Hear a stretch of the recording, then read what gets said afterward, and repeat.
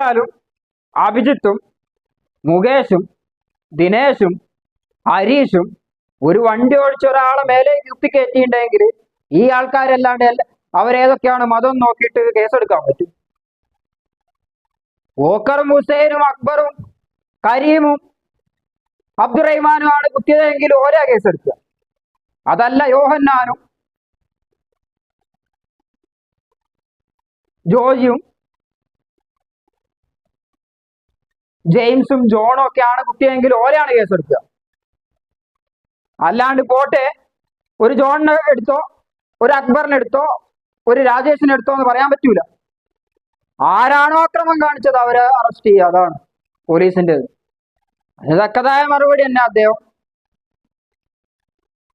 പിണറായി വിജയൻ അതിന് കൊടുക്കുകയും ചെയ്തു.